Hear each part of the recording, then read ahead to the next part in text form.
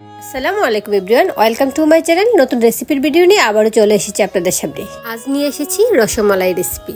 কুমিল্লার মেয়ে প্লাস কুমিল্লার বউ হয়ে যদি রসমালাই রেসিপিটা আপনাদের সাথে শেয়ার না করি তাহলে কিভাবে হয়।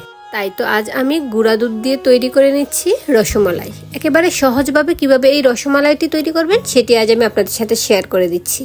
গুঁড়া দুধ দিয়ে তৈরি করা এই রসমালাইটি একেবারেই পারফেক্ট হয়, আর খেতেও অনেক বেশি সুস্বাদু হয়, একেবারেই দোকানের মতো স্বাদ হয়। চলুন কথা না বাড়িয়ে মূল রেসিপিটি দেখে নিই। গুঁড়া দুধ দিয়ে আজ আমি রসমালাইটি তৈরি করছি, সেজন্য একটা মিক্সিং বোলে নিয়ে নিচ্ছি 1 কাপ গুঁড়া দুধ।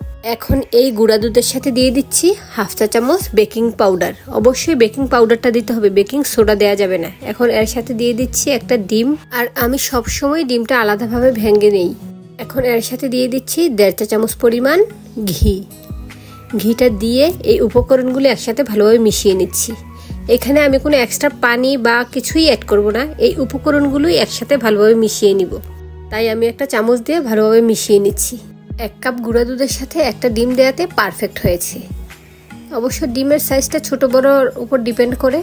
অবশ্য আজ আমি যেই পরিমাণ গুঁড়া দুধ এবং ডিমটা নিয়েছি পারফেক্ট হয়েছে। এখন আমি এটাকে রেস্টে রেখে দিব 5 মিনিট। একটা ঢাকনা দিয়ে ঢেকে 5 মিনিট রেস্টে রেখে দিচ্ছি। 5 মিনিট পর ফিরে আসলাম।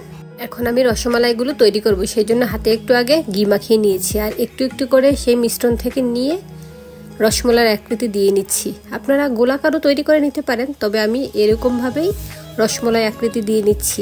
আর দেখুন আমি একেবারে ছোট ছোট করে তৈরি করছি, কারণ এগুলো রসে দেওয়ার পর এমনিতেই ফুলে উঠবে, ফুলে দ্বিগুণ হয়ে যাবে, সেজন্য ছোট ছোট করে তৈরি করেই নিতে হবে। আর অবশ্যই হাতে ঘি মাখিয়ে নেবেন, তাহলে পারফেক্ট শেপে বানানো যাবে। এভাবে আমি সবগুলোই তৈরি করে নিয়েছি। দেখুন 1 কাপ গুঁড়া দুধ এবং একটি ডিম দিয়ে আমার এতগুলো হয়েছে। এখন আমি চুলায় চলে যাব। চুলায় একটি প্যান বসিয়ে দিয়েছি, এর মধ্যে দিয়ে দিচ্ছি 1/2 কাপ চিনি।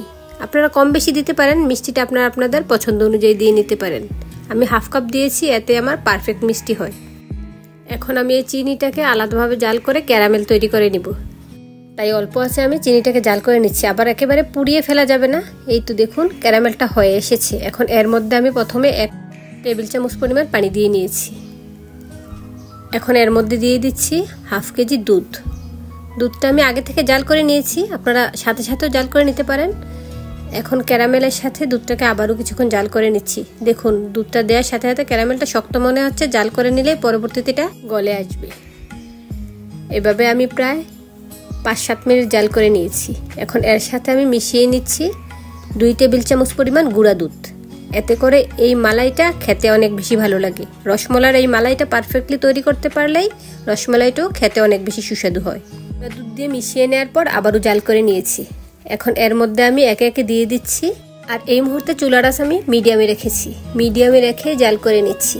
আর রসমালাইয়ের মালাইটা এর চেয়ে বেশি গাঢ় করতে চাইলে আপনারা আরো বেশি ঘন করে নিতে পারেন, তবে এতে আমার পারফেক্ট মনে হয়েছে, আমি এরকমই রেখেছি। আপনারা পারফেক্টলি তৈরি করতে চাইলে আমার মতো করে তৈরি করে নিতে পারেন।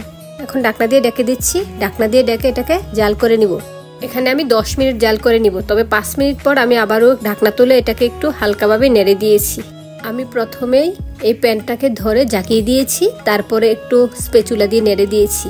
দেখুন এগুলো একেবারে ফুলে গিয়েছে, একটাও ভেঙে যায়নি, পারফেক্টলি ফুলে গিয়েছে। পরবর্তীতে আপনারা দেখতে পারবেন একেবারে পারফেক্ট হয়েছে। 5 মিনিট আবারও জাল করে নিব, তাই আবারও ঢাকনা দিয়ে ঢেকে দিয়েছি।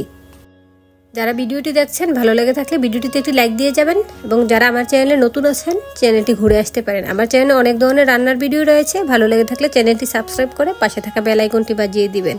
এতে করে আমি নতুন কোনো ভিডিও দিলে নোটিফিকেশন সবার আগে আপনার কাছে পৌঁছে যাবে। আর ভিডিও সম্পর্কে কোনো কিছু জানা থাকলে আমাকে কমেন্টস করবেন, আমি কমেন্টে উত্তর দিয়ে দিব। এই তো দেখুন পারফেক্টলি জাল করা হয়ে গিয়েছে। 10 মিনিট পর আমার রসমালাইটা রেডি হয়ে গিয়েছে। আর দেখুন রসমালাইয়ের মধ্যে এই মিষ্টিগুলো একেবারে ফুলে উঠেছে, তাই তো আমি ছোট ছোট তৈরি করে নিয়েছিলাম। এখন রসমালাইয়ের রসে ডুবে এগুলো একেবারে টইটুম্বুর হয়ে গিয়েছে। আর চিনিটা ক্যারামেল করে দেওয়াতে কালারটা একেবারে পারফেক্ট এসেছে। দেখুন সুস্বাদু রসমালাইটি রেডি হয়ে গিয়েছে।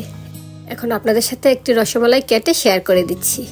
আপনারাও আমার মতো করে অল্প সময়ে এই রসমালাইটি তৈরি করে নিতে পারেন। দেখুন একেবারে সফট হয়েছে, দেখতে যেমন সফট হয়েছে আর খেতে হয়েছে অসম্ভব মজাদার।